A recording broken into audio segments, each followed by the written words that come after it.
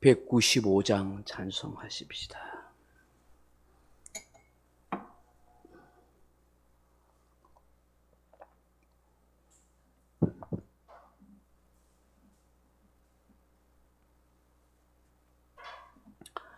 찬송가 195장입니다. 195장입니다. 성령이여 우리 찬송 부를 때 진심으로 찬양하게 하소서. 성령이여 우리 기도 드릴 때 우리 곁에 계셔 일러주소서.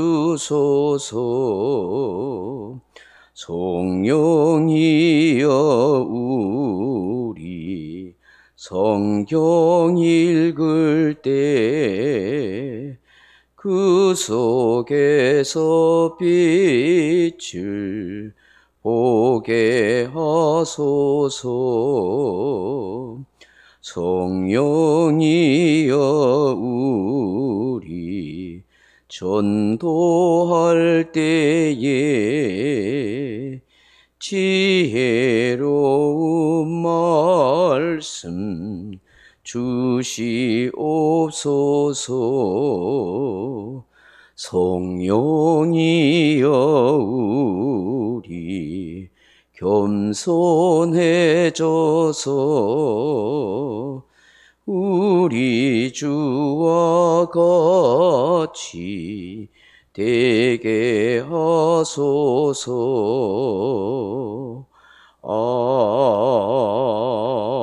아멘. 하나님 말씀은 요한복음 3장 1절에서 8절 말씀까지, 요한복음 3장 1절에서 8절 말씀까지 같이 읽겠습니다. 그런데 바리새인 중에 니고데모라 하는 사람이 있으니 유대인의 지도자라.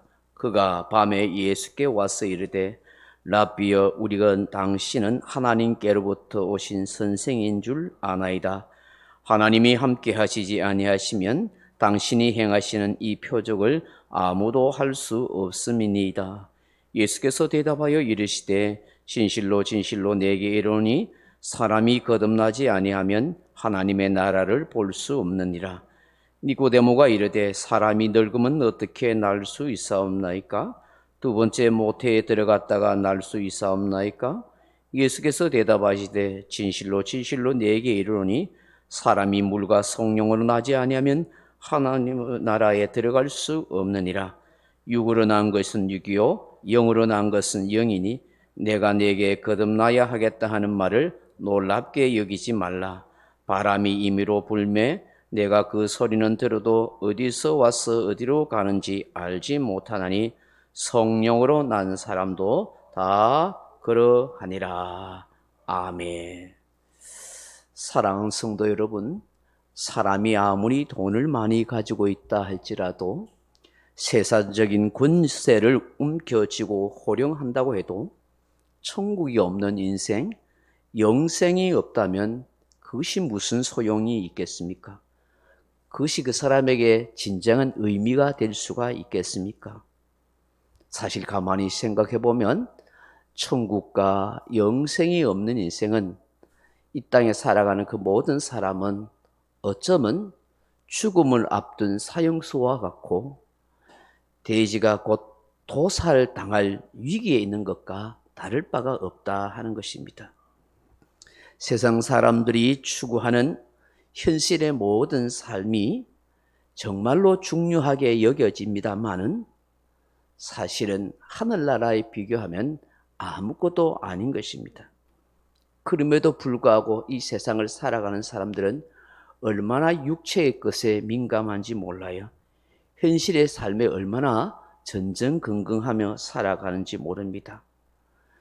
이런 현실과 육체의 것에는 그만큼 관심을 많이 가지고 살지만 얼마나 자기 영혼에 대해서, 하늘나라에 대해서, 영생에 대해서, 죽음 이후의 영원한 세계에 대해서 그렇게 깊이 고민하고 있는가 하는 것을 생각해 볼 때 그런 깊은 고민을 하는 사람이 많지 않다 하는 것입니다. 그런데 오늘 본문에 나오는 이 니고데모라 하는 사람을 보십시오. 이 사람은 돈도 많은 사람이고 나름대로 사내들이형 공회원으로 권세와 권력을 가진 사람입니다. 그럼에도 불구하고 자기 영혼에 대해서 하늘나라와 천국에 대해 영생에 대한 고민과 갈증을 안고 있었다 하는 것입니다.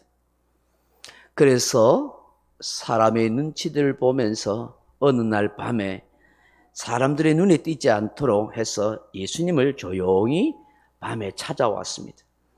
구도자의 심정으로 찾아온 것이죠.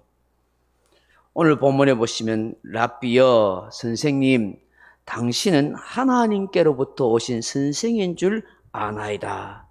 하나님이 함께 하시지 아니하고는 당신을 행하는 이 표적은 아무나 할 수 없습니다. 라고 그렇게 말을 합니다. 주님이 하나님으로부터 보내신 분이 아니라면 어떻게 이런 기적과 표적을 행할 수 있겠습니까? 나는 그 예수님이 행하시는 표적과 기적을 믿습니다. 하고 그렇게 말하는 거예요.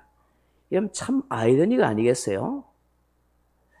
수많은 사람들이 예수님이 귀신을 내어 쫓고 병든 사람을 고치고 하늘나라의 복음을 전하고 그런 표적과 이사를 행함에도 불구하고 수많은 바리새인들과 그런 사람들 어떻게 해요?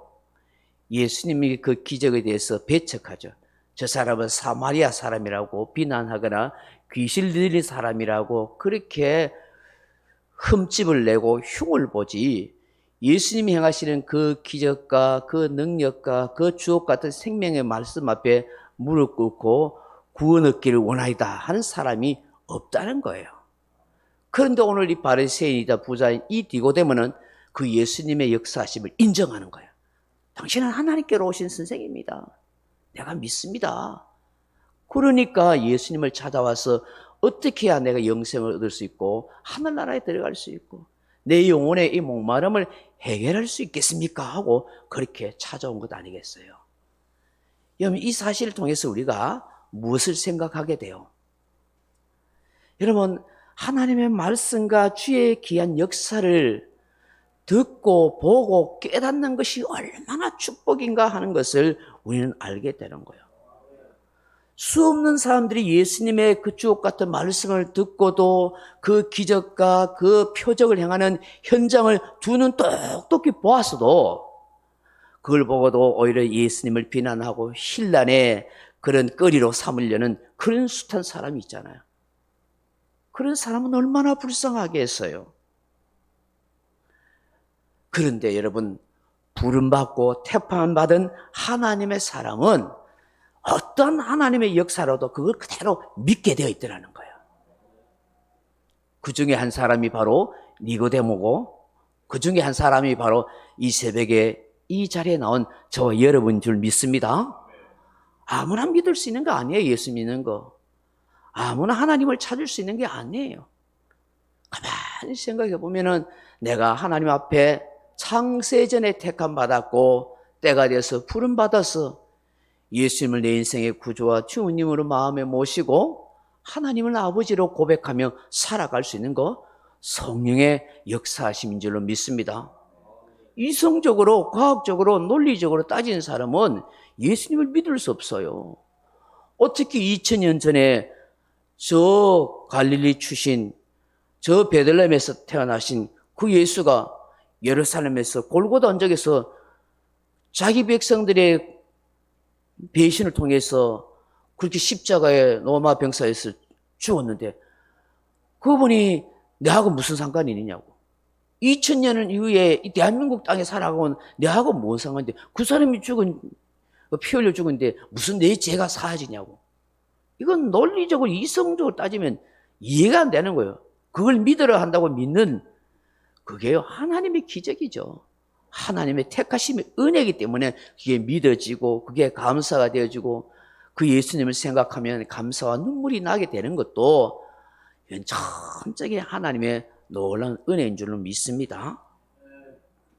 니고데모가 이런 고민 가운데 그렇게 나오니까 예수님께서 그 사람의 마음을 아셨어요. 그래서 정확한 대답을 예수님이 말씀하시죠. 뭐라고 해요? 사람이 거듭나야만 하나님 나라를 볼 수 있느니라. 3절에 보세요. 예수께서 대답하여 이르시되 진실로 진실로 내게 이르노니 사람이 거듭나지 아니하면 하나님의 나라를 볼 수 없느니라.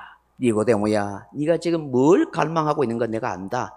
그래서 진실로 진실로, 예수님이 아주 중요한 진리를 외칠 때 항상 강조하는 것이 뭐냐면 진실로 진실로.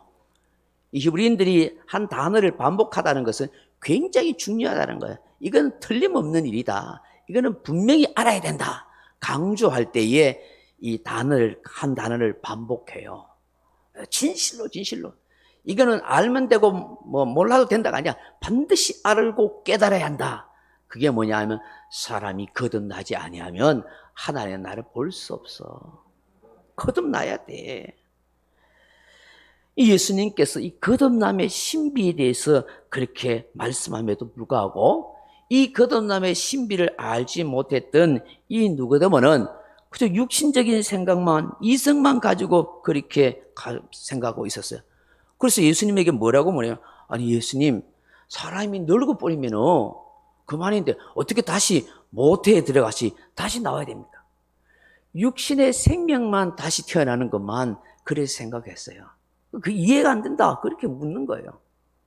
아마 불교를 믿는 사람은 윤회 사상인가 그렇게 생각하지 않겠어요? 이 땅에서 살다가 죽으면 착한 일만 하면 사후에 더 대단한 사람으로 나타나고 나쁜 일 하면 짐승같이 태어날 거다. 뭐 이런 불교 윤회 사상을 알았다면 그렇게 이해했을지 몰라요. 근데 유대인이었던 이 니고데모는 육체적으로 다시 태어나는갑다 싶어서 그렇게 묻습니다. 어떻게 모태에 다시 들어갔다 나옵니까? 그저 예수님께서 뭐라고 말씀해요? 5절 같이 읽어봅니다. 예수께서 대답하시되 진실로 진실로 내게 이르노니 사람이 물과 성령으로 나지 아니하면 하나님 나라에 들어갈 수 없느니라. 아멘. 니고데모야, 네 하늘나라 들어가고 싶지? 네 영생을 얻고 싶지? 내가 그 분명한 진리를 가르쳐 줄게. 물과 성령으로 거듭나야만 하나님 나라에 들어갈 수 있어. 숱한 사람들이 교회에 왔다가 떠나가지만, 숱한 사람들이 교회에 예배 오지만 정말 중요한 하나님 나라에 들어갈 수 있는 자격, 영생을 얻을 수 있는 비결을 모르고 종교 생활만 하는 사람이 얼마나 많은 줄. 그래서 조금 힘들고 어려우면은 막 교회를 안 나와버리고 신앙생활 포기하는 거예요. 불쌍한 사람이에요. 왜요? 물과 성령으로 거듭나야만 하나님 나라에 들어간다는 이 비밀을, 이 진리를 못 깨달아서 그런 거예요. 다시 말해서 물과 성령으로 거듭나지 못해서 그런 거예요. 물과 성령으로 거듭난 사람은요, 교회 오지 마세요 하고 막아도 오는 게 돼서. 왜요? 하나님을 사랑하니까. 하나님을 경외하지 않으면 그 영혼이 못 견디는 거예요. 하나님 앞에 기도할 수밖에 없어요. 하나님의 은혜를 사모할 수밖에 없어요. 왜? 그 영혼이 살아있기 때문에 그래요. 죽은 영혼은 감각이 없어요. 비가 오가 눈이 오다 어떤 일이 있어 감각이 없어요. 죽은 시체에 무슨 감각이 있어요? 영도 마찬가지예요. 영이 살아있기에 기도하고 싶고 은혜를 사모하고 싶고 말씀 읽게 되고 더 찬송하면 내 영혼이 기쁜 거예요. 그래서 그 진리를 정확하게 가르쳐요. 물과 성령으로 거듭나야 한다. 그래야 하나님 나라에 들어갈 수 있다. 자격이라. 그럼 여기 물이 뭐예요? 물이. 물. 이 마시는 이 냉수 이 물이에요? 말씀. 성경 공부를 좀 하고 들은 사람은 저렇게 이야기합니다. 맞아요. 신학자들은 대개 이 물에 대해서 세 가지를 이야기해요. 물은 보통 하나님의 은혜를 상징한다 했지요. 신의 물이든지 하늘에서 내리는 비든지 물은 다 하나님의 은혜를 상징해요. 예수님이 십자가에 돌아가실 때 물과 피를 다 쏟으시잖아요. 하나님의 은혜를 상징하고 사람의 생명을 상징하거든요. 이 물은 보통 이제 신학자의 세 가지를 이야기하는데, 공적으로 세례를 받을 때 물 세례를 주잖아요. 보통 침례하고 우리는 세례로 그리 합니다만은, 그 물을 통해서 너는 새 사람이 되었다. 옛 사람은 죽고 새 사람이 죽었다는 것을 공식석상에 모든 교우들 앞에서 그렇게 예식을 하면서 공적 선언을 하죠. 그런 의미가 하나 있어요. 또 하나는 이 물이라는 말은 뭐냐면, 여러분 말씀한 것처럼 말씀을 상징하게 돼요. 말씀, 진리로 거듭나야 된다. 또 성경학자들은 뭐냐면 이 물을 성령으로 그대로 해석해요. 물과 성령이라는 표현을 원어적이 아니냐면 한 번 더 강조하는 거예요. 성령을 강조하기 위해서 다른 표현으로 물로 표현했다. 성령으로 반드시 거듭나야 된다. 여러분, 아무리 와서 공적인 선언 자리에서 내가 예수님을 내 인생의 구주와 주님을 믿습니다 하고 세례를 받아도 하나님의 영이 그 사람에 임해서 인쳐주지 않으면 하나님의 자녀가 될 수 없고 하나님 나라에 들어갈 수도 없는 거예요. 그래서 정말 중요한 것은 물 세례보다 성령 세례가 더 중요한 거예요. 왜냐? 물 세례는 목사를 통해서 공식적으로 교인들 앞에서 이 사람은 예수 믿는 사람입니다 하고 교인입니다 하고 선언하는 거예요. 근데 선언해도 가짜가 있을 수 있죠. 거짓으로 세례받고 거짓으로 예수 믿는다고 말할 수 있는 사람도 많지요. 어떻게 알겠어요? 근데 성령의 세례는 하나님이 인정하는 거잖아. 이 사람은 내 자녀다. 하나님의 영을 보면 이 사람은 진실한 사람이다고 그렇게 붙는 거예요.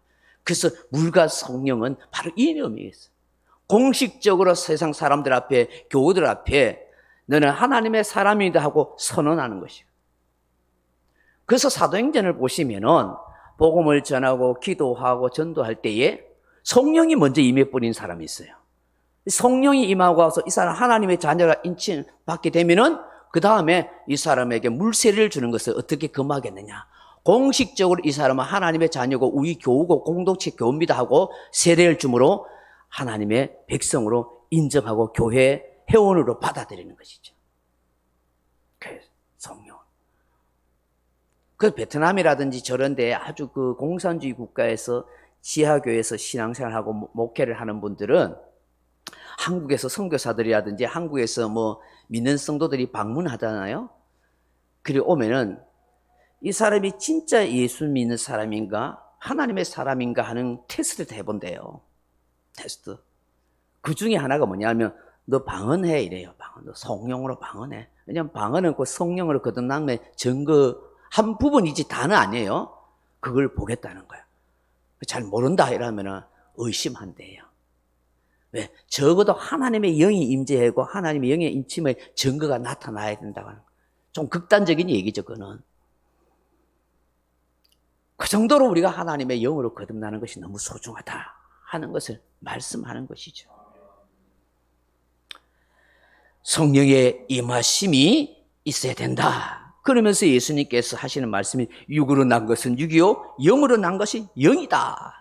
육체로 나는 것 한 번 어머니 뱃속에 나지만 또 영이 새롭게 나야 된다. 죽은 영이 살아나야 된다. 그래서 하나님께서 사람을 창조하실 수도 있었어요. 흙으로 사람을 만드시고 난 뒤에 그 코에 생기를 부어주니 그 사람이 생명이 있다. 생명이 되었다. 살아있는 영적인 존재가 됐다는 거야. 근데 죄를 지으면 어때요? 하나님의 영이 떠나가 버리는 거야. 그 사람의 영은 죽은 영이 되었어요. 그래서 지금 이 세상에서 육체의 호흡을 가지고 일신적으로 살아가면서 왔다 갔다 하고 폼 잡고 있지만 저 사람은 살아있지만 뭐예요? 사실은 죽은 영이란 말이에요. 죽은 영이. 육체의 때가 닿으면 끝나는 거예요. 얘는 아무리 꽃꽂이한 꽃이 화려해도요, 뿌리가 없기에 죽은 거예요, 그거는요. 영이 살지 못하면 죽은 사람인 거예요, 사실은. 우리 그걸 알아야 돼. 그래서 저런 세상 사람들이 하면서 화려한 장식을 하면서 돈 자랑하면서 왔다 갔다 폼 잡아도 예수 안 믿고 하나님의 영이 없으면요, 우리는 불쌍하게 봐야 되는 거예요. 죽은 시체 위에 영적으로 말하면 온갖 장식을 하고 있는 거예요. 죽은 시체 위에 꽃가마 위에 암마 화려한 장식을 해보면서 무슨 의미가 있겠어요? 예수님께서 거듭나야겠다는 말에 놀라지 말아라. 바람이 중요한 말씀이에요. 6절 같이 8절 읽어봐요. 바람이 임의로 불매 내가 그 소리는 들어도 어디서 와서 어디로 가는지를 알지 못하느니 성령으로 난 사람도 다 그러하니라. 아멘. 이 말씀이 뭘까요? 이거 참 중요한 말씀이에요. 성령을 바람에 비유해. 보통 성령을 바람에도 비교하고 또 불로도 이야기하는데, 이 성령이라는 이 표현이 히브리어로 루아흐란 말인데 사실 바람이란 뜻도 있고 호흡이란 뜻도 있고 생기란 뜻도 있어. 영이기 때문에. 이 바람이 여러분 쉬 부를 때 소리가 나요. 근데 이게 어디서 왔다 어디로 가는지 알지를 못해요. 근데 예수님께서 성령으로 난 사람도 그렇다는 거예요. 근데 이 의미가 뭐예요? 성령으로 난 사람은 하나님만이 알 수가 있다는 거예요. 바람의 소리는 들어도 성령에 난 사람들은 대충 어떤 사람인가 알지만은 그 성령으로 나게 하는 사람은 하나님의 주권 속에 있어서 잘 모른다. 근데 물과 성령을 거듭나면 하나님에 들어갈 수 있고 볼 수 있는 인생이 된다는 것을 말씀하는 거예요. 예수님께서 오늘 강조하는 것이 뭐냐면 바로 성령으로 거듭난 사람이 되어야 된다. 아무리 학식이 많고 재능이 많고 권력을 가지고 있다 할지라도 성령님의 인침받고 성령님에 속해서 거듭나지 않는 아무 소용이 없습니다. 오늘 새벽에 우리가 기도해야 할 것도 그거예요. 하나님, 성령으로 거듭난 우리 교우들이 다 되게 해주십시오. 나 자신이 성령 충만하고 성령을 거듭난 사람이 될 뿐만 아니라 우리 교우들이 성령 충만, 성령의 사람이 되게 해주세요. 그래야 악한 영이 흔들지 못해요. 그래야 인간적인 생각으로 서로 시기 질투하고 싸우지 않아요. 마귀가 역사하고 마귀가 사로잡힌 것은 요란함이 있는 거예요. 시끄러움이 있는 거예요. 다툼이 있는 거예요. 분란이 있는 거예요. 시기 질투가 있는 거예요. 전부 육의 것만 나타나는 거예요. 성령으로 거듭난 사람은 성령의 열매를 맺게 있습니다. 9가지. 사랑, 희랑, 화평, 자비, 양성, 충성, 온유, 절제, 오래 참음, 이런 열매들이 맺히게 되어 있는 거예요. 왜? 나무는 그 열매로 알리라. 할렐루야. 오늘 이 새벽에 주님 말씀을 잘 묵상하면서 주여, 우리의 교우들이 나 자신이 성령으로 거듭나고 성령 충만한 교회가 될 수 있도록 역사해 주옵소서, 은혜를 베풀어 주옵소서. 그렇게 기도하는 저와 여러분 되길 주님의 이름으로 축원합니다. 명령과 선포합니다. 1. 나는 주님의 은혜로 모든 일에 날마다 점점 더 좋아지고 있다. 나는 오늘부터 다른 사람을 비난 원망하거나 비판 판단 정죄하지 않겠습니다. 나는 하나님 다음으로 나를 사랑한다. 나는 나를 사랑한다. 교만은 독약이다. 그 어떤 경우에도 감사합니다. 나는 내 안에 살아계신 예수님 때문에 행복하다. 있을지어다 그대로 되니라. 좋았더라. 아멘. 이 명령한 것을 마음에 믿고 실천하면 여러분 삶에 놀라운 일들이 일어날 거예요. 각자 기도하시다가 돌아가시기 바랍니다.